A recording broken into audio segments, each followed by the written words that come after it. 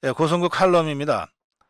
오늘 제 칼럼의 주제는 개각의 기준입니다. 개각의 기준. 먼저 기사를 좀 전해드리겠습니다. 윤석열 대통령이 다음 주부터 G7 회담 갔다 오고 또 1년의 정상회담을 마친 다음에 다음 주부터 각 부처 장관들과 개별 면담을 한다고 합니다. 아무래도 개각을 염두에 둔 개별 면담이 아니냐 이런 해석이 나오고 있습니다. 윤석열 대통령은 장관들을 1대1로 불러서 면담을 갖고 지난 1년간 문재인 정부의 잘못된 것을 어떻게 바꿨는지 또 무엇을 변화시켰는지를 집중적으로 보고받을 계획이라는 겁니다.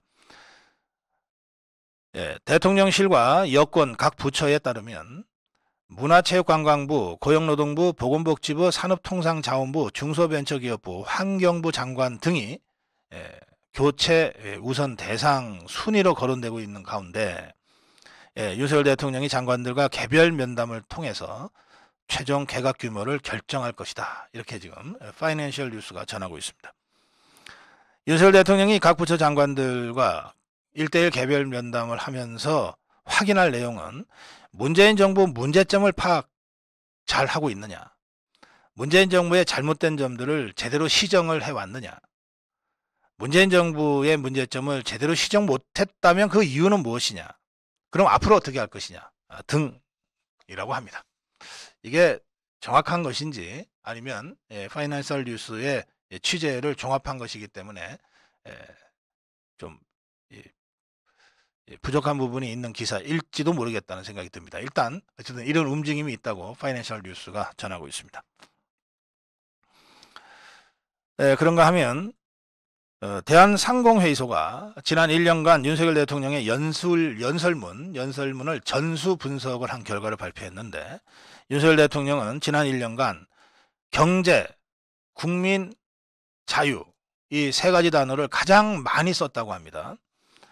전수 분석한 결과 가장 많이 사용한 단어는 경제 557회, 그 다음에 국민 532회, 그리고 자유 509회라고 합니다.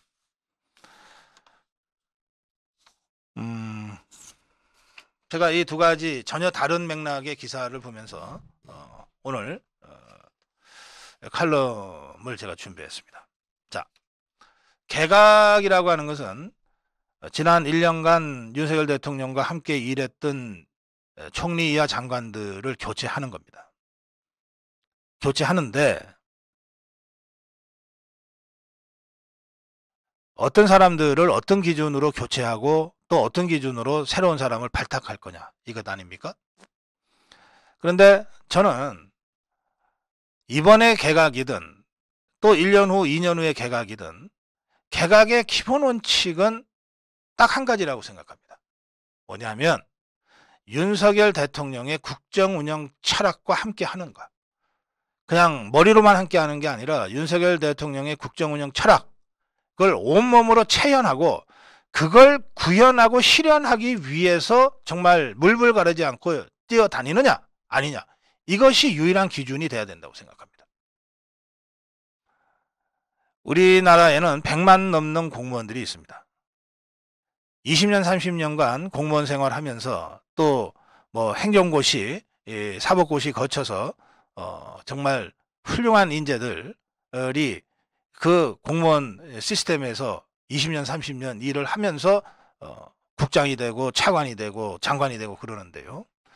그러니까 이 공무원들의 경우에는 그야말로 관료적 합리성, 관료적 능률성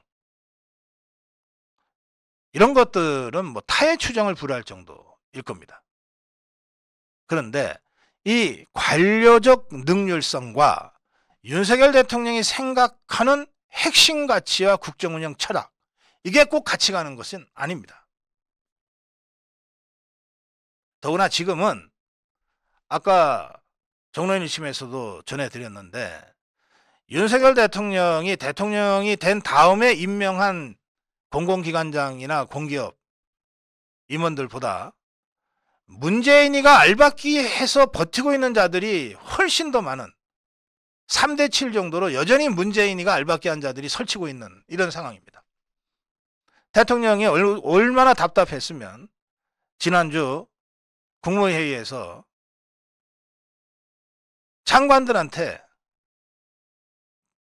타일러서 고쳐서 애쓰지 마라. 영 안 맞으면 인사 조치하라고까지 했겠어요. 자, 이건 뭐냐 하면 말이에요. 윤석열 대통령은 대통령 1년 하면서 나름 뭔가 새로운 국가 경영, 새로운 국정 운영의 어떤 방향성을 설정하고 글로 가려고 무던 노력을 했다는 뜻이에요. 상공회의소 분석에 따르면 경제가 그리고 국민이 그리고 자유가 500회 이상 언급됐다는 것 아닙니까? 이 중에서 핵심 가치는 뭡니까? 자유 아닙니까? 우리가 가치라고 부를 수 있는 단어는 이 세 단어 중에 자유입니다. 자유가 유일해요. 가치 개념으로는.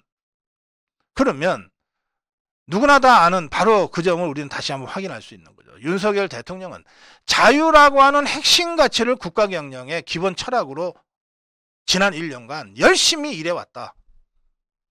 그런데 이 자유라고 하는 정치적으로는 자유민주주의, 경제적으로는 시장경제라고 하는 이 윤석열 대통령의 핵심적인 국정 가치를 함께하지 않거나 체현하지 못하거나 내면화하지 못한 장관들하고는 함께할 이유가 없는 겁니다. 그들이 설사 수십 년의 관료 생활을 통해서 관료적 능률성을 보유하고 있는 기술자들이라 하더라도 그런 거예요.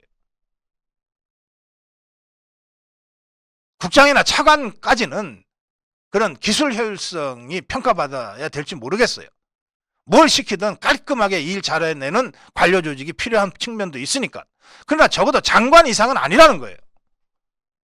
그러니까 장관 자리를 정무직이라고 부르잖아요. 직업공무원이 아니라 정무직이라고 부르잖아요.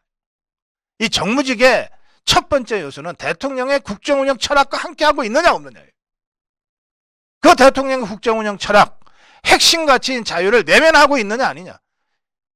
그 내면화된 자유라고 하는 핵심 국정 가치를 위해서 내 모든 것을 던져서 국정운영을 저항하고 있는 정북 주사파들과 싸울 수 있느냐 없느냐. 이게 장관된 자의 첫 번째 기준일 수밖에 없어요. 여기에 관료로서 유능하다, 세련됐다, 이런 따위는 들어설 자리가 없어요. 그리고 관료로서 유능하다, 세련됐다고 하는 사람들은 100만 명이나 있다고요. 그 중에 아무나 뽑았으면 돼요. 대통령과 함께 국정운영을 의논하는 국무위원들이 되려면 그런 관료적 합리성, 관료적 유능함이 아니라 대통령의 핵심적 국정운영 철학,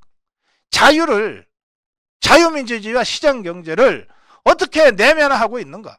그리고 이 핵심 가치를 위해서 내 모든 것을 바치겠다고 하는 의지와 결단이 선행되어 있는가. 이걸 관철하기 위해서는 비록 정치적 불이익이 오더라도 저항 세력인 종북주사파들과 피 터지게 싸울 각오가 되어 있는가. 이 기준이 유일한 기준이 되어야 된다는 거예요. 이 기준에 맞지 않는 장관들이라면 그게 5명이든 10명이건 15명이건 다 쳐내야 된다고 생각합니다.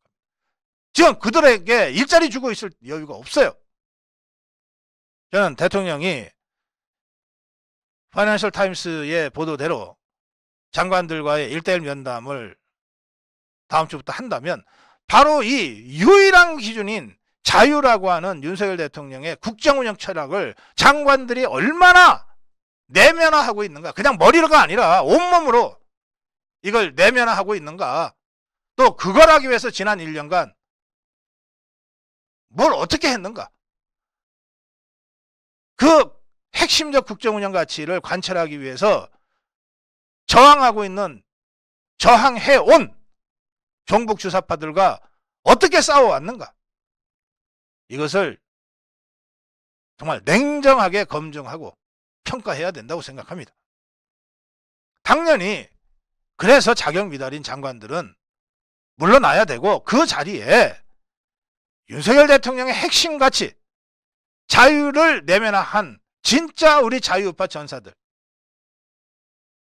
자유우파의 정치인들, 이들을 복악해야 된다고 생각합니다. 그러다 보면 개각 전면적으로 해야 될지도 모르겠어요. 겁내지 맙시다. 전면적으로 해야 되면 전면적으로 하는 것이지.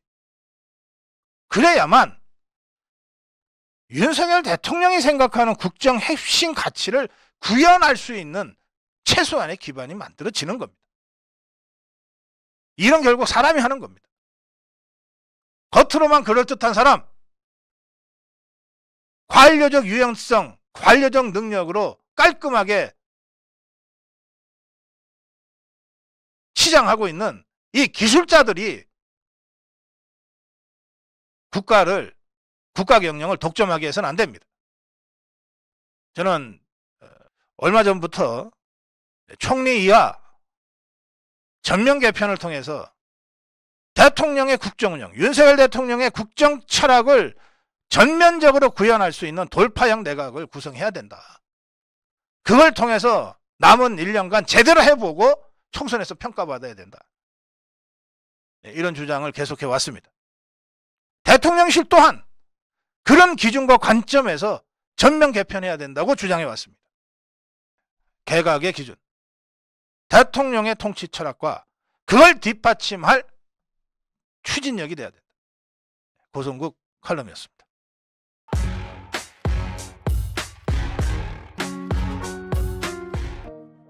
네, 고성국 칼럼입니다. 네, 오랜만에 김대중 주필이 쓴 칼럼을 가지고 제가 제 의견을 약간 덧붙이겠습니다. 네, 김대중 주필은 윤석열 정권 등장의 가장 두드러진 의미는 대한민국 정체성의 회복이다. 이렇게 먼저 규정합니다. 120% 공감합니다.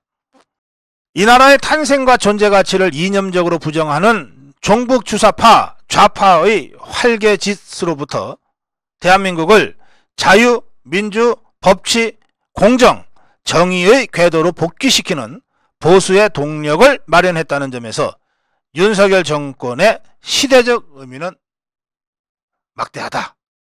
네, 역시 아마 다들 공감하실 겁니다.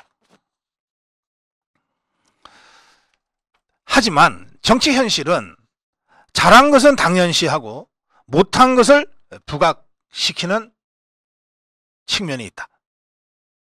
윤석열 대통령에 대한 지난 1년간의 여론조사의 낮은 궤적이 그것을 말해주고 있다. 이런 현실이 있는 것도 여러분이나 저나 다 공감할 수 있을 겁니다. 김대중 주필은 그러면서 원래 정치판은 상대의 잘못이 나의 장점이 되는 요철의 세계다. 재미있는 표현이죠. 요철의 세계다. 그런데 더불어민주당 이재명 거듭거듭 오류가 나오고 잘못이 나오는데도 국민의힘과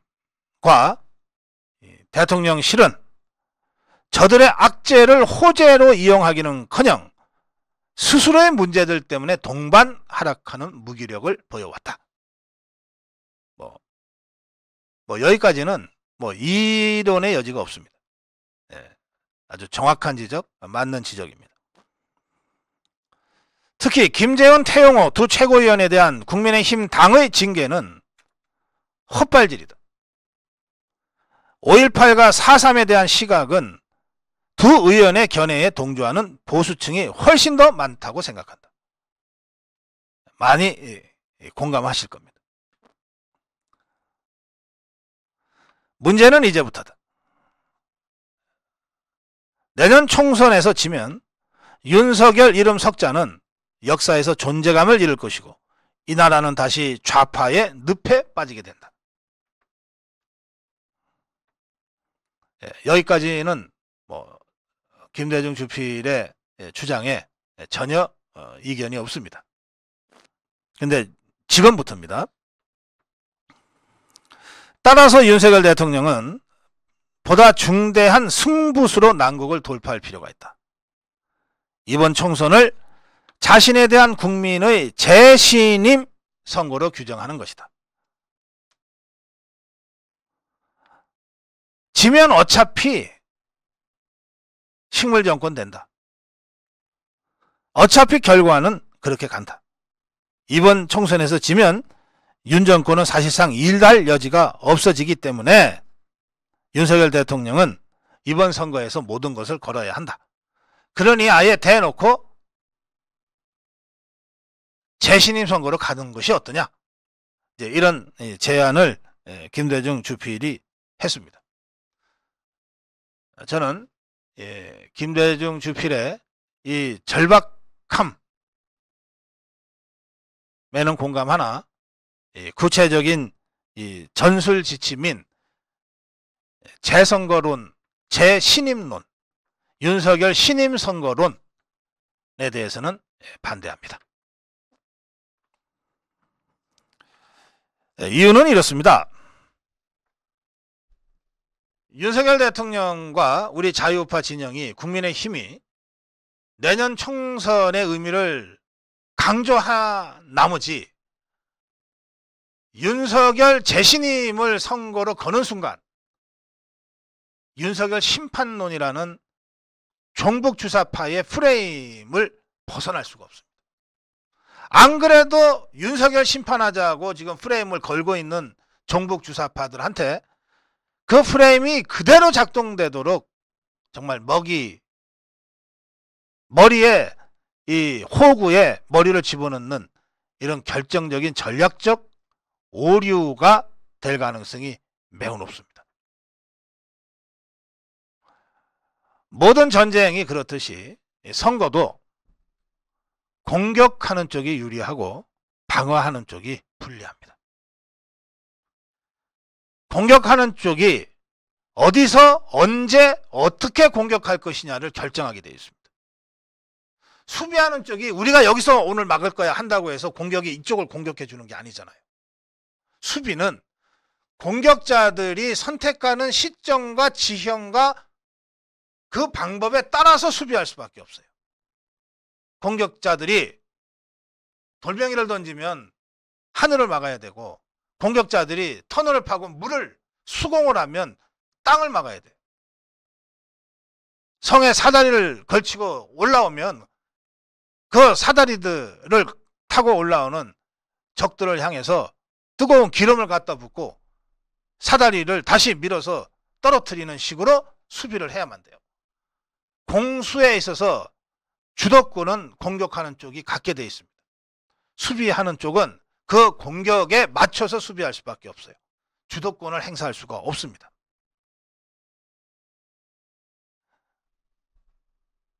일단 윤석열 대통령의 신임이 걸리는 재신임 선거로 가는 순간 우리는 재신임을 받기 위한 수비를 할 수밖에 없어요.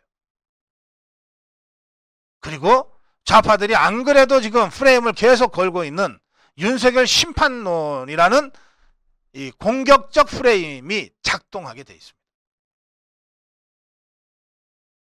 우리가 유리한 선거 지형에서 공격의 주도권을 잡을 수가 있는 이 선거 국면에서 오히려 스스로 수비를 자처하는 꼴이 될 수 있습니다.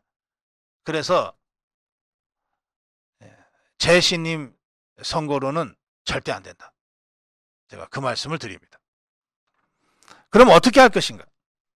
우리가 공격해야 됩니다. 뭘 공격할 것인가? 종북주사파들은 윤석열 대통령을 공격하고 심판하겠다고 달려듭니다. 우리는 역으로 문재인, 이재명을 심판하고 종북주사파들을 심판하자고, 더불어민주당을 심판하자고 같이 달려나가야 됩니다. 대통령은 윤석열이지만 입법 권력은 지난 3년 동안 종북주사파들이 장악해왔어요. 그리고 이번 선거는 대통령을 뽑는 선거가 아니라 국회의원들을 뽑는 선거입니다. 입법부를 장악하고 무소불위의 폭정을 저질러 온 더불어민주당 입법 폭정을 심판하고 여의도 정치판을 바꾸자고 우리가 공격하고 나서야 됩니다. 그래야 선거 주도권을 우리가 행사할 수 있습니다. 각오와 전략은 다릅니다. 김대중 주필의 칼럼은 우리가 모든 것을 다 내놓고 걸 정도의 처절한 각오로 싸우자고 하는 주장입니다. 각오는 마땅히 그러해야 된다고 생각합니다. 그러나 전략은 그 주관적 열정과 각오와는 차원이 다른 냉철한 이성으로 짜야 됩니다. 어떤 경우에도 선거 주도권을 적에게 넘기고 선거를 치러서는 안 됩니다. 종북 주사파들은 1년 전부터 윤석열 퇴진을 외치면서 윤석열 심판론으로 프레임을 덮어씌우고 있어요. 지금도 그러고 있습니다. 우리 자유파는, 국민의힘은 그 좌파들이 덮어씌우는, 종북 주사파들이 덮어씌우는 윤석열 심판론에 갇혀서 싸워서는 안 됩니다. 이 프레임 자체를 뚫어버리는, 찢어버리는 문재인 이재명 심판과 국회 폭정을, 입법 폭정을 거듭해온 더불어민주당 종북주사파를 심판하자고 하는 프레임을 크게 펼치고 그 프레임 속에서 저 종북주사파들이 헤매게 만들어야 됩니다. 윤석열 재신임 선거가 아니라 더불어민주당 문재인 이재명 심판선거로 선거구도를 만들어가야 한다. 고성국 칼럼이었습니다.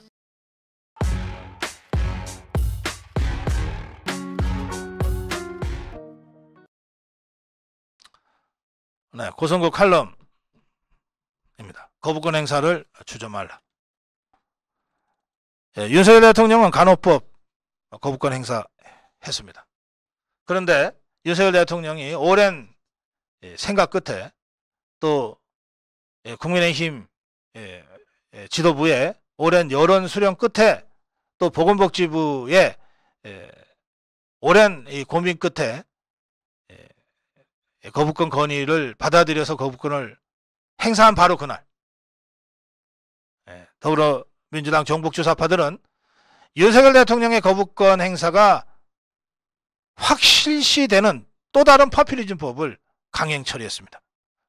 학자금 무이자 대출법입니다.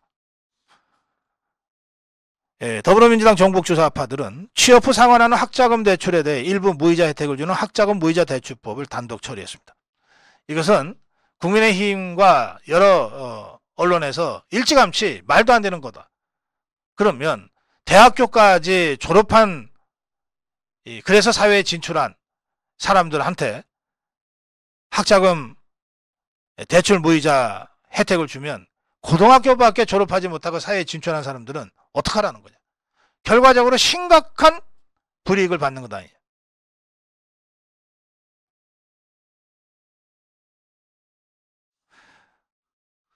민주당의 입법 독주에 대해서 국민의힘은 강력하게 비판했습니다.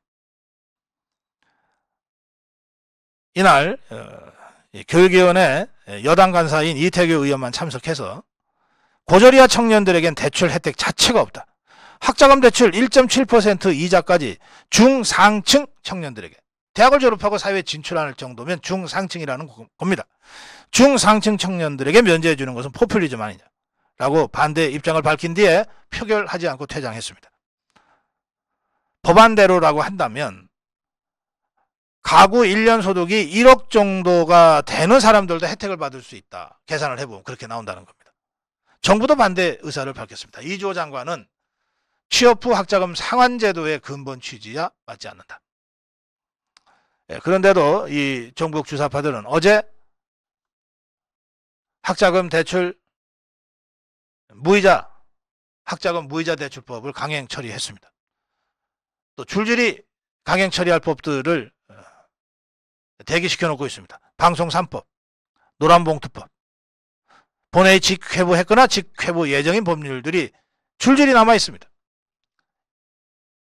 양곡관리법에 대한 대통령의 거부권, 간호법에 대한 대통령의 거부권을 생각하면 어제 강행 처리한 학자금 무이자 대출법이나 또는 강행 처리하겠다고 엄포를 놓고 있는 방송 3법이나 노란봉투법은 너무나 당연하게 윤석열 대통령의 거부권이 행사될 겁니다. 그런데도 이 자들이 대통령의 거부권이 뻔히 예상되는 대로 계속 밀어붙이는 이유는 무엇인가? 두 가지입니다. 하나는 자기들의 고정 지지층을 향해서 우리는 이만큼 했다. 우리가 윤석열 때문에 못하는 것이다 라고 하는 것을 알리기 위한 정략적 의도가 있습니다. 두 번째는 그걸 통해서 윤석열 대통령을 거부권 대통령으로 만들어서 불통 이미지를 강화시키겠다. 이런 얄팍한 정책 계산입니다.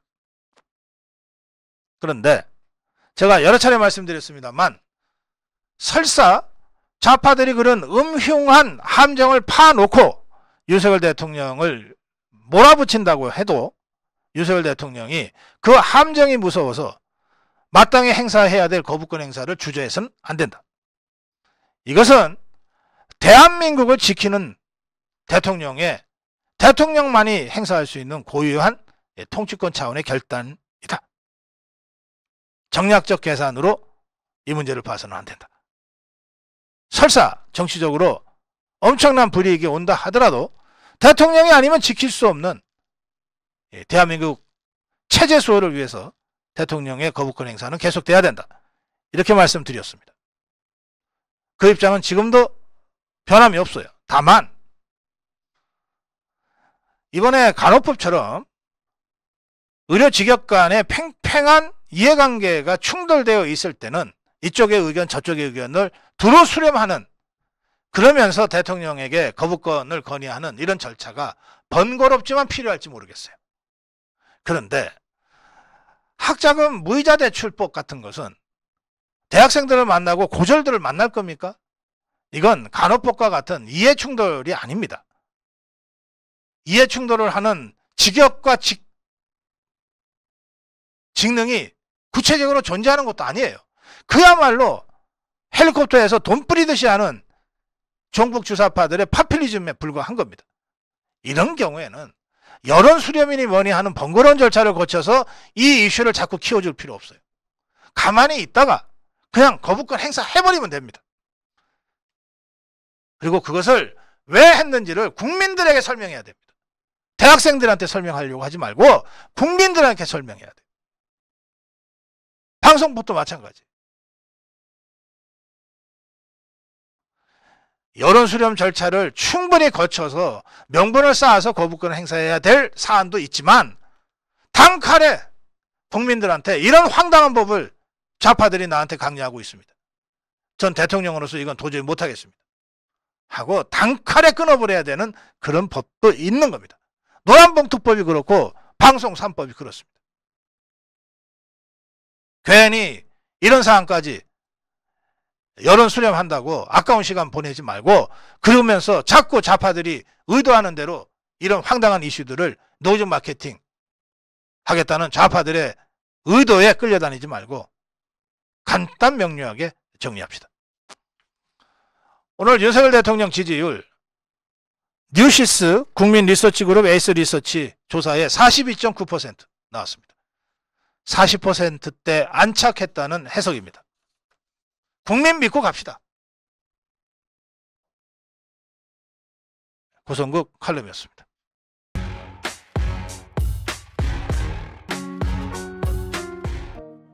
중앙일보 기사의 제목은 이렇습니다. 유튜브 보는 5060 진보가 보수보다 가짜뉴스에 쉽게 낚였다. 제목은 이런데요. 핵심은 확증 편향층입니다. 여론조사 STI가 지난 3월 16일에서 3월 10일에서 3월 16일까지 두 달 전입니다. 전국 만 18세 69세 성인 남녀 1056명을 대상으로 실시한 미디어의 이용과 확증 편향층 형성 및 그 특징이라고 하는 좀 다소는 학문적인 그런 성격을 갖는 조사를 했습니다. 저는 이 조사 굉장히 잘했다고 생각합니다. 내용도 굉장히 중요합니다. 그런데 해당 조사는 어떻게 했냐면 응답자에게 진보 성향 또는 좌파 성향, 좌파 성향이 선호할 만한 진짜 뉴스와 가짜 뉴스를 제시하고 각각 참 거짓을 식별하도록 했어요. 또 우리 자유파 보수 성향에 대해서도 선호할 만한 진짜 뉴스 가짜 뉴스를 섞어놓고 어느 게 참 뉴스고 어느 게 가짜 뉴스인지를 식별하도록 이렇게 했습니다. 이 좌파가 선호할 진짜 뉴스는 2022년 대한민국 민주주의 지수가 8단계 하락했다. 이코노미스트 기사고요. 좌파가 선호할 가짜 뉴스로는 윤석열 대통령이 신년 기자회견을 하지 않은 유일한 대통령이다. 이거 가짜 뉴스입니다. 김영삼, 김대중, 이명박, 박근혜 전 대통령도 신년 기자회견을 하지 않은 적이 있거든요. 그러니까 이건 가짜 뉴스인데 진짜 뉴스와 가짜 뉴스를 이제 판별하기 위해서 그렇게 설문을 했어요. 또 보수 성향, 이 자유파가 선호할 진짜 뉴스는 민주당이 이사 추천에 응하고 있지 않아 북한인권재단이 7년째 출범을 못하고 있다는 뉴스를 넣었고, 이건 실제 그렇죠. 그 다음에 보수 성향, 자유파 진영이 선호할 만한 가짜 뉴스로는 문재인이가 비밀리에 6억 달러 규모의 대북 송금을 했다. 이런 기사를 집어넣고 질문을 돌린 겁니다. 응답자에게 이 4개의 뉴스를 제시하면서 각각 이거 가짜 뉴스냐 진짜 뉴스냐 어떻게 생각하냐 해서 완전한 거짓이다 1, 대체로 거짓이다 2, 거짓 반 사실 반 3, 대체로 사실이다 4, 완전히 사실이다 5로 점수를 매기겠어요. 그러면 무슨 얘기냐면 점수가 높을수록 진짜로 믿는 확률이 높아진다는 거죠. 그렇죠? 4 주면 대체로 사실이다 하니까 4를 주는 것이고, 이거 완전 사실이야 그럼 5를 주지 않겠습니까? 평균을 내면 믿는 이 5점에 가까운 높은 점수, 뭐 3점대, 4점대가 나오면 믿는 확률이 높아지는 거죠. 진짜 뉴스를 믿는 건 문제가 없지만 가짜 뉴스까지 믿는 경향이 확인이 되면 이건 확증 편향이다 이렇게 보는 거예요. 그런데 평가 결과를 보니까 뉴스가 가짜냐 진짜냐 보다 어느 쪽에 속해 있냐, 자유파에 속해 있냐 좌파에 속해 있냐에 따라서 뉴스에 대한 신뢰도가 크게 달라지더라는 겁니다. 민주당 지지층 좌파들에게 물어본 결과는 그들에게 유리한 진짜 뉴스에는 3.74, 그들에게 유리한 가짜 뉴스에는 3.75 평점이 내려졌어요. 진짜 뉴스보다 가짜 뉴스를 0.1이라도 더 진짜로 믿는 거예요. 가짜 뉴스건 진짜 뉴스건 자기들 진영에 유리하다 생각되는 것은 무조건 신뢰도를 높게 보는 거예요. 반면에 이 보수 진영에 유리할 것처럼 질문이 제시됐을 때는 이 민주당 지지층은 진짜 뉴스에는 2.39 못 믿겠다, 가짜 뉴스에는 2.08 진짜 못 믿겠다, 이렇게 불신도를 표시한 겁니다. 그러니까 뭐냐면 이게 진짜냐 가짜냐를 객관적으로 판별하는 것이 중요한 게 아니고 이게 우리한테 유리해? 우리한테 불리해?를 가지고 이건 유리하면 진짜 뉴스라고 치고 불리하면 가짜 뉴스라고 쳐버리는 거예요.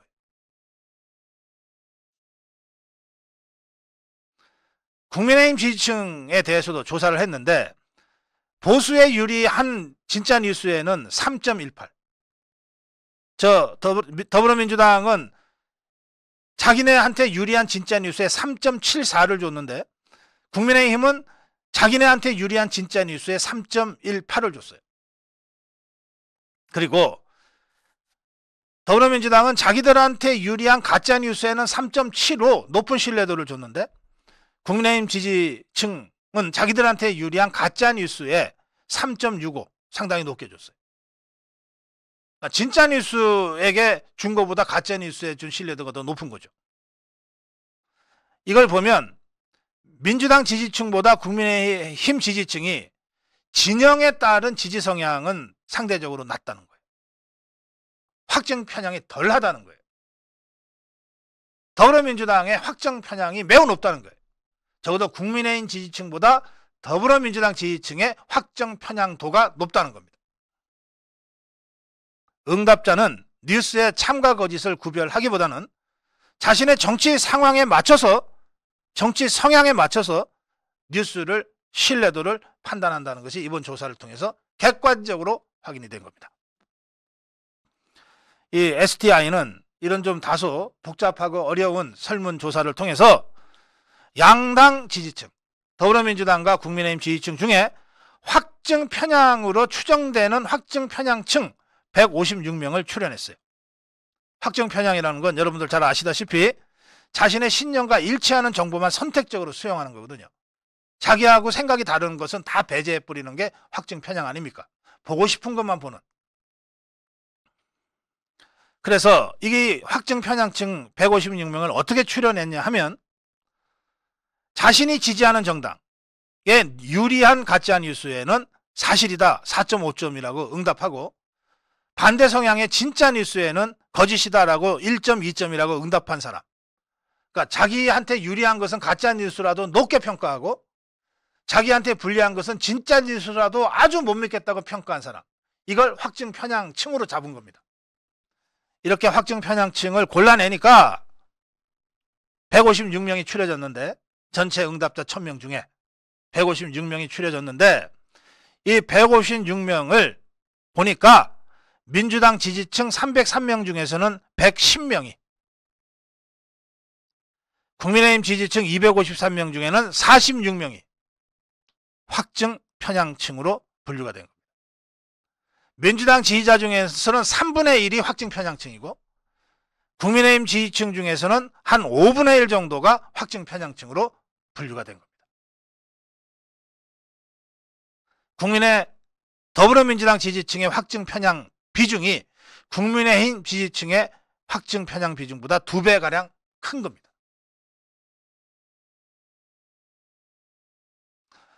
전문용어로 확증 편향에 빠져 있는 사람들은 정상적이지 않다. 이렇게 우리가 보거든요.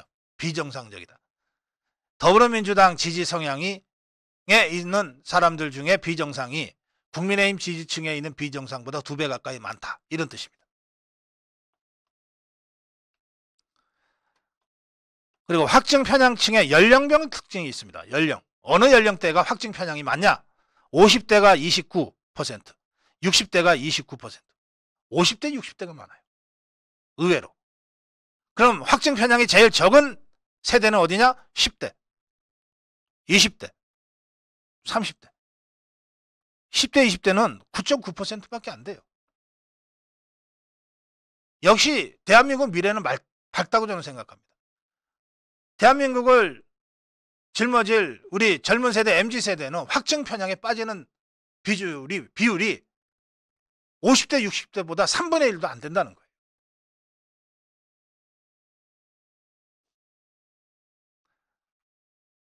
확증 편향에 빠지게 된 주요 이유, 이 조사 항목에는 정치, 사회 정보를 얻기 위해 주로 이용한 매체가 무엇이냐 이런 질문인데 21.8%가 유튜브를 꼽았습니다. 확증 편향에 빠진 사람의 21%는 유튜브, 주요 매체. 확증 편향에 빠지지 않은 사람들한테 물어보면 유튜브를 통한 정보 얻는다 8.1%. 그러니까 유튜브가 확증 편향층을 다른 매체보다 더 많이 생산하고 있다는 것도 객관적 사실로 확인이 됐습니다.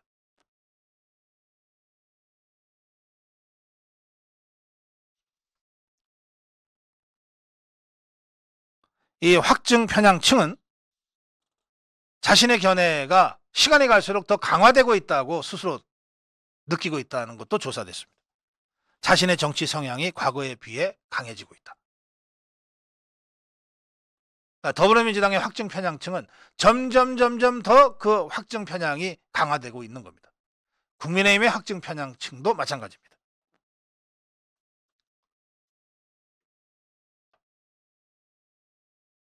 자, 이제 제 말씀을 드리겠습니다. 이 조사 중앙일보가 보도한 STI 조사를 제가 로우 매트리얼까지 다 들여다보고 지금 분석하는 것이 아니기 때문에 저의 분석도 대략적인 것이다. 잠정적인 것이다 하는 것을 전제로 말씀드립니다. 확증 편향에 빠져 있는 층, 확증 편향에 빠져 있는 층,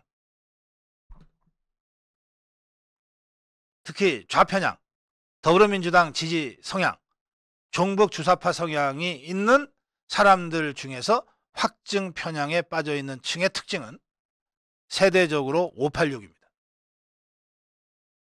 우리가 흔히 말하는 586, 586 하는 그 586들이 확증 편향에 가장 많이 빠져 있습니다. 민주당 지지자들입니다. 문재인, 이재명 지지자들입니다. 그리고 지역적으로 호남입니다.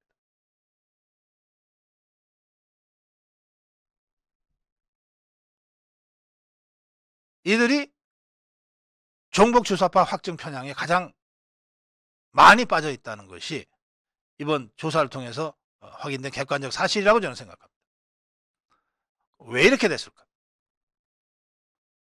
종북 주사파 세력들이 90년대부터 본격적으로 시작한 진지정과 문화 헤게모니 투쟁의 결과라고 저는 생각합니다. 거기다 더해서 김대중, 노무현, 문재인 정권을 거치면서 이들 586 민주당, 문재인, 이재명 지지자들, 또 호남 기반이 강한 지지자들이 좌파 생태계를 구축하면서 자신의 생계 문제가 자신들의 이념 문제와 직접 연결되는 사람들이 많아졌습니다. 이제 이들은 단순히 이념 문제가 아니라 먹고 사는 문제로까지 돼버렸어요. 그러니 확증 편향에 안 빠질 수가 있습니까? 그냥 술자리에서 언성 높이는 수준이 아니라 자기 밥그릇이 달려있는 문제이기 때문에 사실이든 아니든 상관없어요. 빡빡 우기고 밀어붙일 수밖에 없는 거예요. 그런 자들이 더불어민주당 지지층에 국민의힘 지지층보다 2배나 많이 있다는 거예요. 왜 저자들이 선거에 졌는데도 승복하지 않고 대통령이 취임도 하기 전에 퇴진 집회 촛불을 들고 나오고 사사건건 윤석열 대통령이 하는 거라면 콩으로 매주를 순다고 해도 믿지 않고 뭐든지 트집부터 잡으려고 그러고 일단 아니요라고부터 시작하고 왜 그러는지 확증 편향층의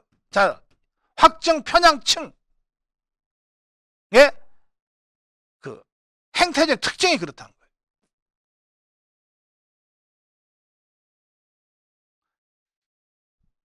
이들이 우리 사회의 정치적 갈등을 계속해서 부추기고 악화시키고 있습니다. 그냥 대화 타협해서 쉽게 풀어갈 문제도 일단 아니요, 퇴진부터 주장하고 시작하니까 쉽게 풀릴 문제가 하나도 없는 거예요. 우리나라에서는. 그런 극단적 극좌파들이 생각보다 많다는 거예요. 적어도 우리 자유파 진영에도 이런 극단적 경향을 보이고 있는 확증 편향층이 없는 건 아니지만 자유우파 진영보다 2배 이상 저 종북 주사파 더불어민주당 지지층에 2배 이상 확증 편향층이 있다는 거예요. 우리가 그들을 상대하기 때문에 말이 안 통하고 상식이 안 통하는 답답한 상황을 매번 겪게 되는 겁니다.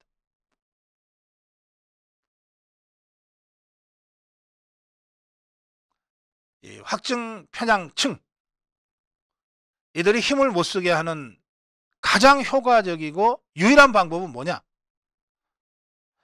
그러니까 이 자들은 말이죠. 탄압을 하면 지가 순교자가 되겠다고 나설 자들이에요.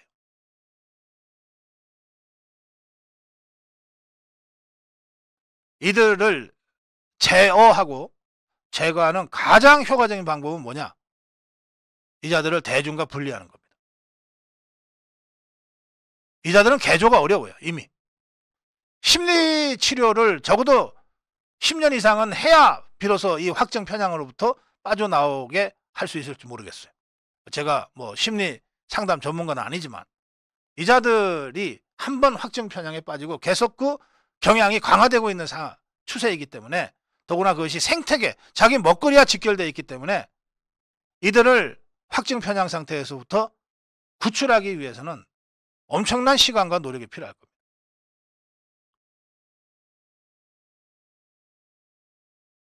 어떤 면에서는 당장은 개조 불가하다. 이렇게 봐야 될 거예요. 그래서 이들을 개조하기보다는 이들과 아직 확정 편향에 빠지지 않은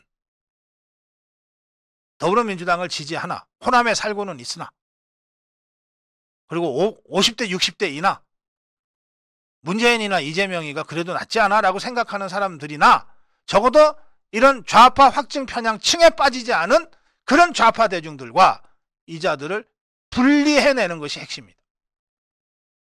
이자들의 영향력을 차단하는 것이 핵심입니다. 이자들을 직접 개조하려고 하지 말자. 어차피 대화 불가, 타협 불가다. 이자들은. 이자들과 그렇지 않은 더 많은 대중들을 분리시켜내는 것이 핵심입니다.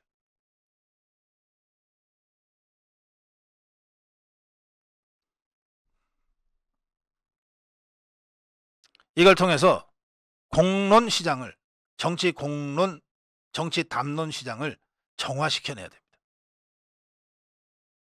자, 그러려면 어떻게 해야 되냐? 어떻게 분리시키냐? 아까 조사에도 나왔습니다. 가짜다 진짜다가 중요하지 않다. 이자들한테는. 자기들한테 불리하냐 유리하냐가 중요한 거다. 자기들한테 불리하다 싶으면 무조건 가짜뉴스를 규정하고 자기들한테 유리하다 싶으면 이건 무조건 진짜야 라고 믿는다. 그렇다면 절반쯤은, 적어도 절반쯤은 거짓말하고 거짓 인생을 산다는 뜻인데, 이자들을 대중과 분리하는 가장 효과적인 방법은 뭐냐 그러면 팩폭이다. 팩폭. 팩트체크. 사실이야말로 이 확증 편향에 빠진 자들과 그렇지 않은 대중을 분리시킬 수 있는 제일 효과적인 방법이고 제일 비용이 덜 드는 방법입니다. 이걸 하기 위해서 당은 뭘 해야 되느냐? 모니터링을 해야 한다.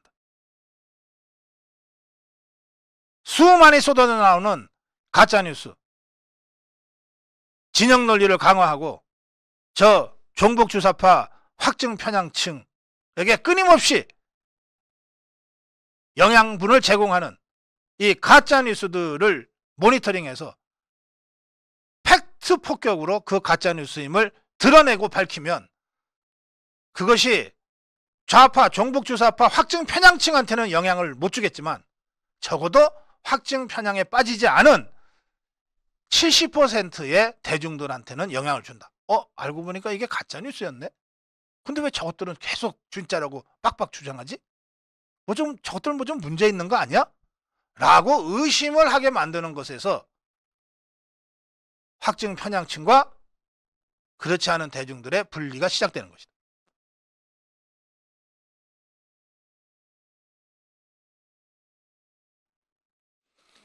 이걸 좀 조직적으로 하자. 조직적으로.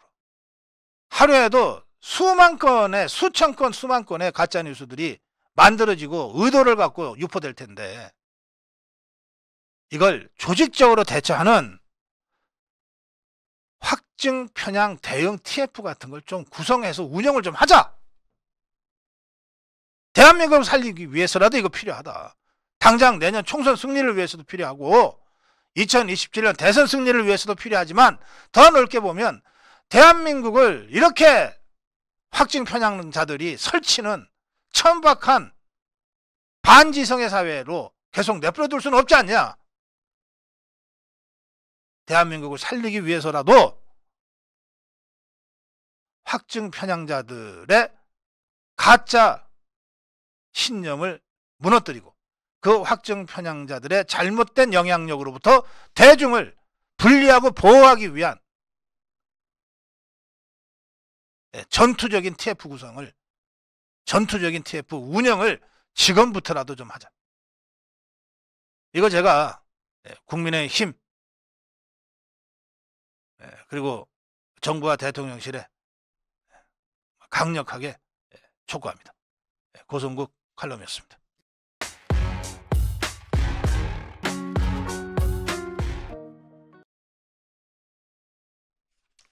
네, 고성국 칼럼입니다. 확증 편향과 극단주의는 자유민주주의의 적이다.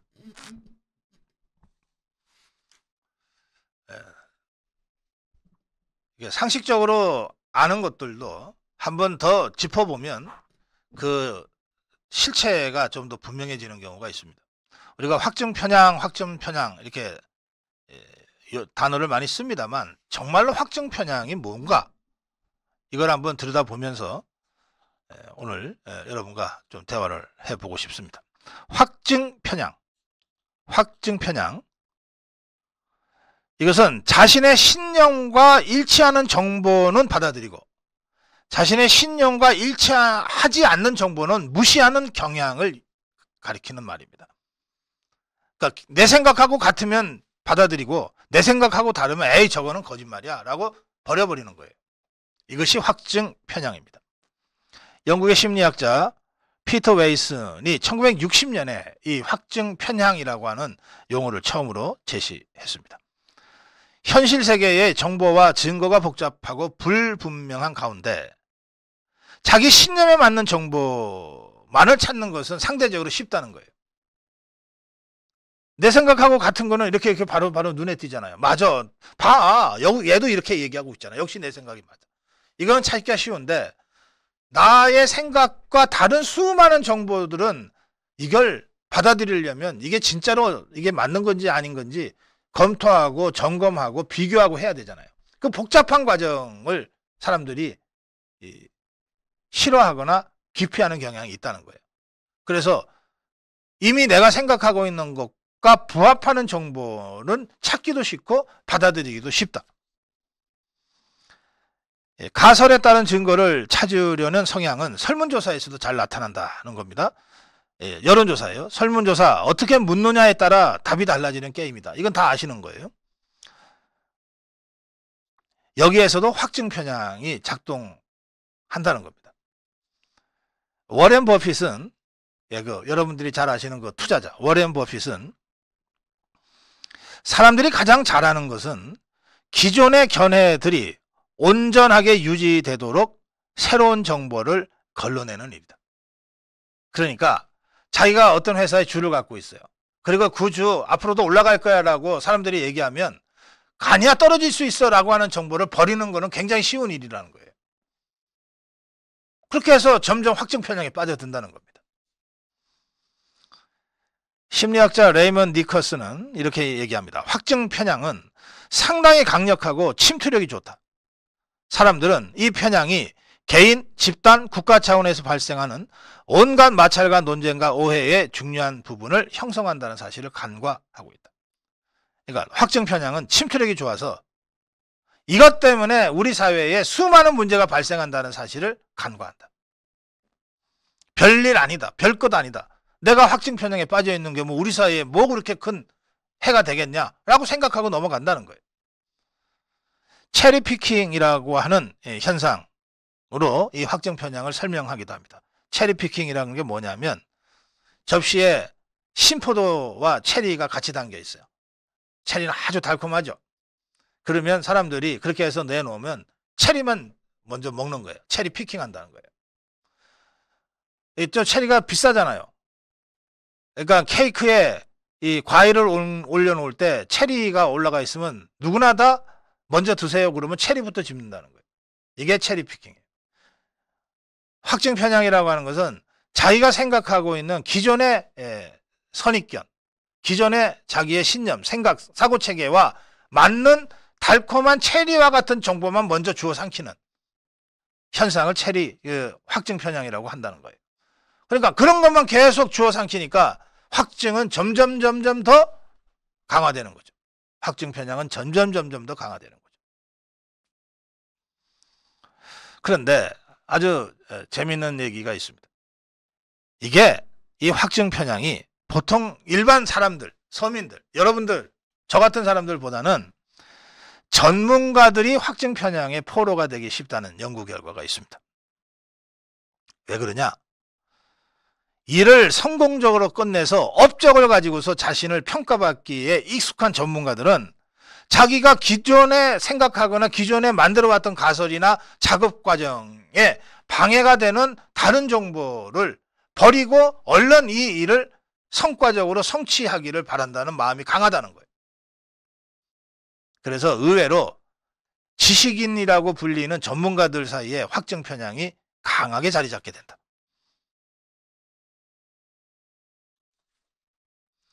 그러다가 엄청난 사건들이 터지기도 한다.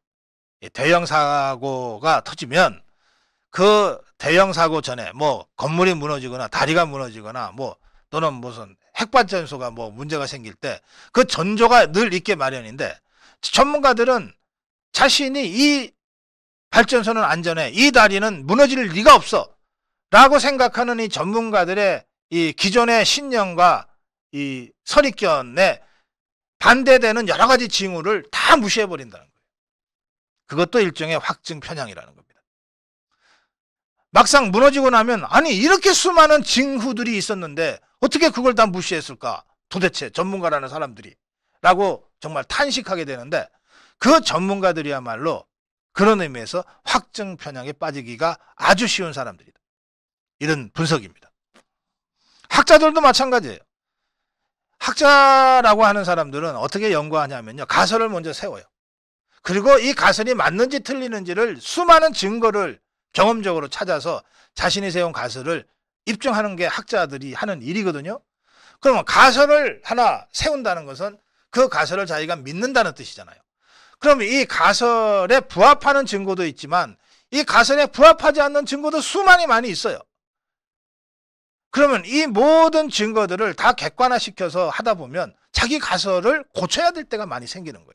그거는 사실 죽기보다도 힘든 일이에요.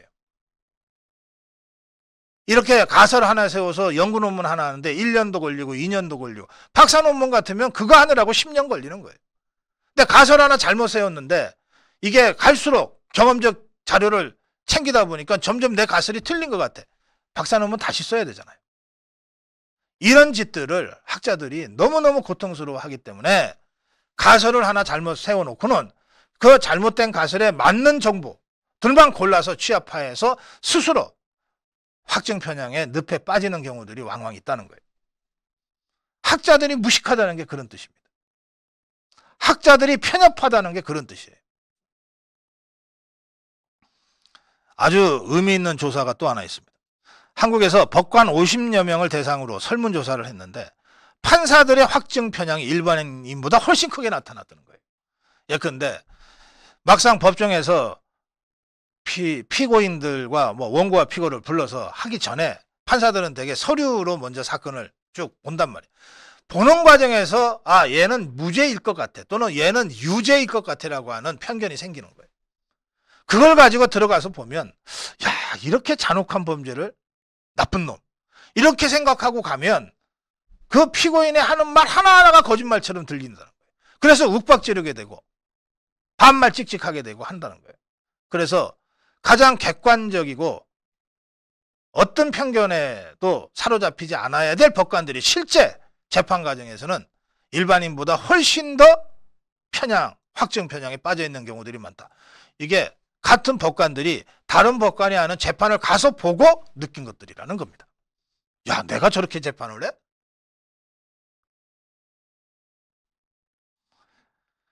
기존의 세계관에 맞춰서 이 확증 편향에 빠진 자들은 기존의 세계관에 맞춰서 세상을 걸러내고 자신의 필터와 상대방의 필터가 같다 그러면 갑자기 동지가 되고 자신의 필터와 상대방의 필터가 다른 것 같으면 완전히 적이 돼버리는 이런 행태를 보인다는 겁니다. 그러니까 이런 확증 편향에 빠진 자들에게는 합리적 토론이 불가능합니다. 합리적 토론이 불가능해요. 토론이 자유민주주의의 가장 중요한 민주적 절차와 과정이라고 하는 명제가 있는데 확증 편향을 갖고 있는 자들한테는 이 토론 자체가 아무 의미가 없어요. 따라서 토론과 대화와 타협을 통한 민주주의의 발전이라고 하는 것은 확증 편향을 가진 자들한테는 아무 의미 없는 딴 나라 세상에 딴 나라 얘기가 될 수밖에 없다는 겁니다. 제가 어제 말씀드렸죠. 확증 편향자들은 토론의 대상이 안 된다.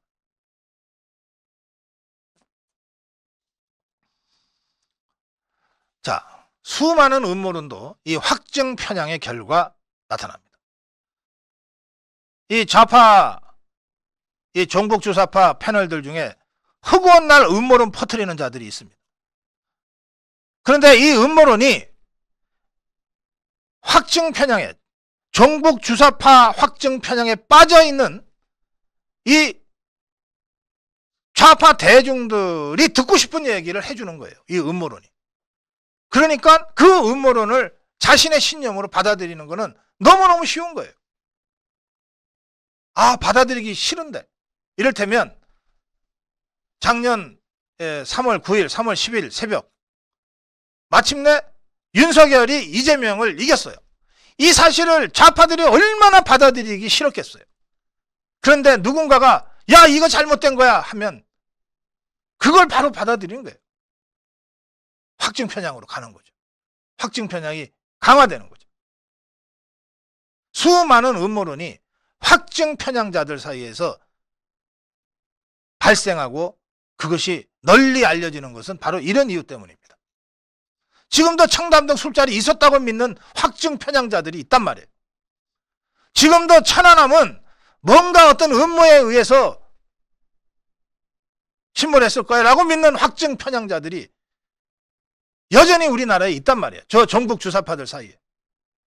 지금도 여전히 세월호가 뭔가 음모에 의해서 침몰됐을 거야 라고 생각하는 확증 편향자들이 버글버글 하지 않냐 말이에요. 미국산 쇠고기 먹으면 내 숭숭 구멍탁 내 숭숭.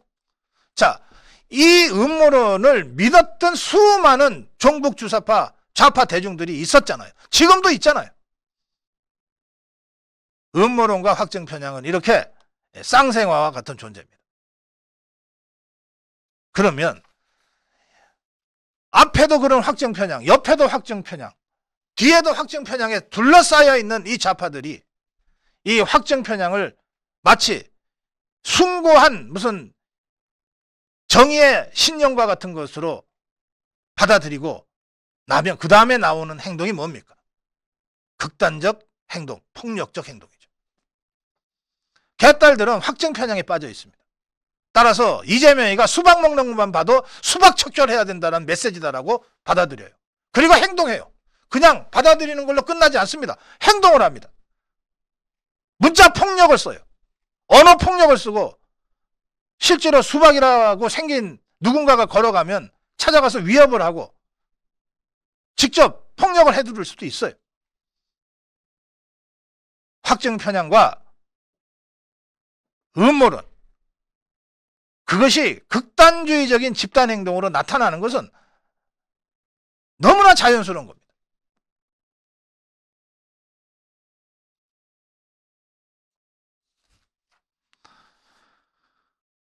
자, 이제 제 의견을 말씀드리겠습니다. 어제 제가 소개한 조사에는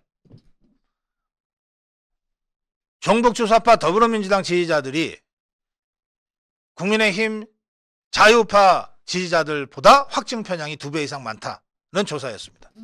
그런데 저는 그 조사의 수치를 제가 그렇게 전에는 드렸지만, 그러나 자유우파, 진정한 자유우파라면 본질적으로 확증 편향에 빠질 수 없는 사람들이다 라고 저는 생각합니다. 왜 그러냐? 자유우파는 개인의 절대적 존엄성에서부터 출발합니다. 개인의 절대적 존엄성에서부터 출발하고 그 다음에 그 개인이 불완전하기 짝이 없는 그런 존재라고 하는 데서 출발하는 거예요. 자유파의 철학적 출발점은 세상의 중심은 난데 이 나는 불완전하기 짝이 없는 존재다 라고 하는 데서 출발하는 거예요. 따라서 내가 갖고 있는 생각도 완전하지 않다. 내가 갖고 있는 지식도 완전하지 않다. 내가 지금 이것을 확실하다고 믿지만 이 나의 이 확신과 신념도 언제든 틀린 것으로 증명될 수 있다. 그럴 때 나의 생각을 포기하고 더 나은 생각, 더 나은 결론을 받아들여야 된다. 이게 민주주의 자유우파, 자유주의 철학의 기본이에요. 이게 보수의 기본이에요. 그래서 보수는 절대화하지 않습니다. 늘 상대적으로 내 생각이 틀렸을 수 있어. 상대가 나보다 더 맞는 이야기를 할 수 있어. 라고 열어놓습니다. 그러니까 대화와 토론이 되는 거예요.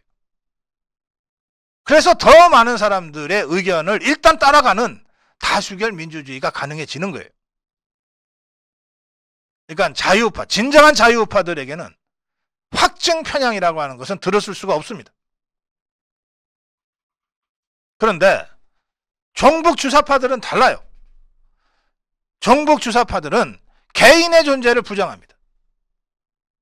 개인이 아니라 집단, 계급, 당, 그리고 그 위에 군림하고 있는 신과 같은 존재인 김일성, 김정일, 김정은, 이들에 의해서 모든 것이 움직이고 계획되어 있다고 믿는 거예요.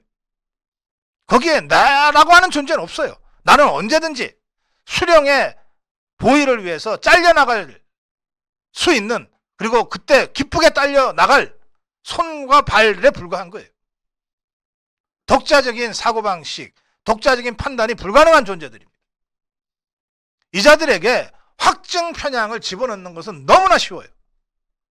허접한 음모론으로도 이 종북 주사파들의 확증 편향을 강화하는 것은 너무나 쉬워요. 확증 편향에 무리지어 끌려다니는 자들은 종북 주사파들입니다. 진정한 자유우파라면 확증 편향에 끌려 들어갈 수가 없어요.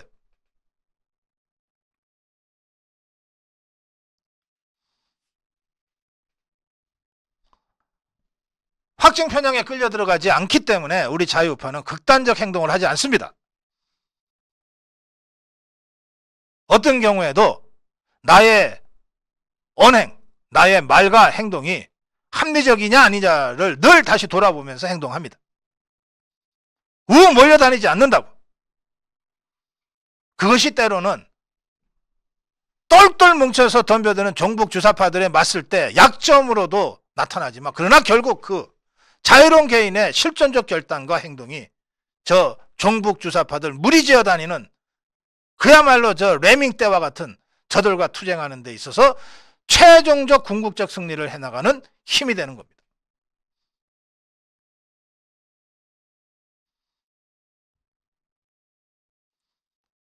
좌파들, 종북 주사파들, 스스로 생각할 줄 모르는 머리 없는 종북 주사파들,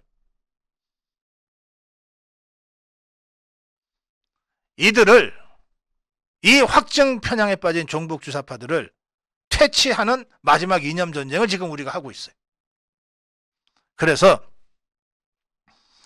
지금부터 제가 이 확증 편향에 빠진, 스스로 생각할 줄 모르고 무리지어 다니는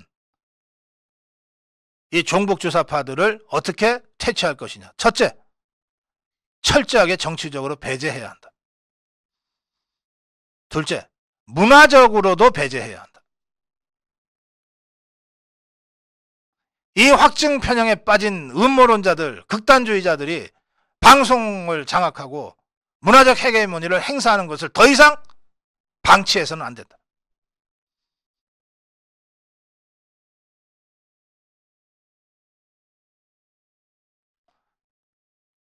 셋째, 이들의 극단주의적 행동에 대해서는 엄중한 법적 조치를 취해야 한다. 뭐 댓글에 문자 몇 개 올린 것 같고 뭐 사법 처리, 그런 거 아니다. 이 자들의 문자 폭탄은 언어 폭력이고, 그 배후에 확증 편향과 음모론이 뒤섞인 극단주의적 행동이 있다면 이것은 매우 심각한, 그리고 체제를 위협하는 그런 정치적 행동이라고 간주하고 사법 처리를 해야 된다는 거예요.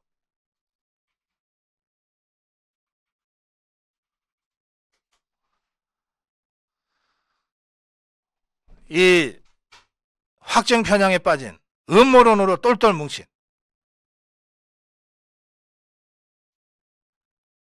이 종북주사파의 핵심을 제거하면, 그러면 좌파들은 그 순간 오합지졸들이 됩니다.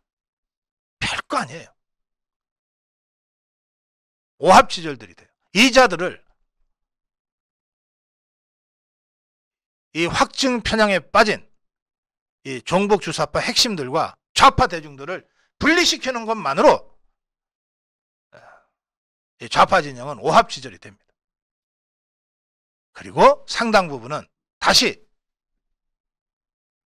합리적 이성과 지성을 되찾아서, 비록 생각은 우리하고 좀 달라도 대화와 타협하면서 민주주의의 룰을 받아들이고 승복할 수 있는 사람들로 전향시킬 수 있어요. 그럴 때야 비로소 새는 좌우 두 날개로 난다는 우리 사회의 이 건강한 보수와 합리적 진보가 공생하고 상생하는 그런 사회를 만들어갈 수 있어요. 진정한 자유파를 위해서, 그리고 진정한 진보를 위해서라도 이 확증 편향에 빠진 음모론 극단주의자들은 철저하게 배제해야 한다. 고성국 칼럼이었습니다. 고성국TV는 자유파의 유일 정론 방송입니다. 고성국TV는 윤석열 정권을 지켜내고 2024년 총선을 승리로 이끄는데 모든 힘을 다 쏟아부을 것입니다. 고성국TV가 어떠한 외압에도 흔들리지 않고 오로지 자유파의 정론 방송으로 나아갈 수 있도록 후원해 주십시오. 지금 바로 010-904-3010으로 전화 주십시오. 정론 방송으로 보답하겠습니다. 감사합니다. 고성국TV 화이팅!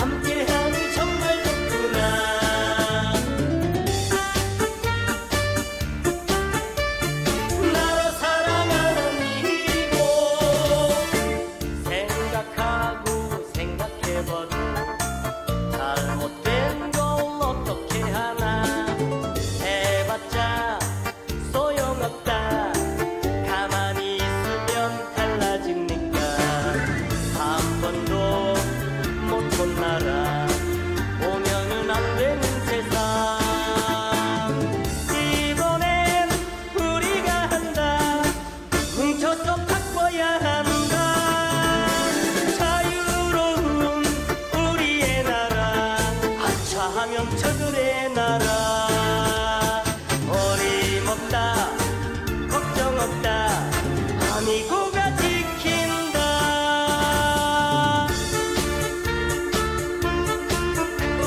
함께하니 정말 좋구나 나라 사랑하는 이곳 생각하고 생각해봐도 잘못된 걸 어떻게 하나 해봤자 소용없다 가만히 있으면 달라집니까 한 번도 못 본 나라 오면은 안 되는 세상 이번엔 우리가 한다 뭉쳐서 바꿔야 한다 자유로운 우리의 나라 하면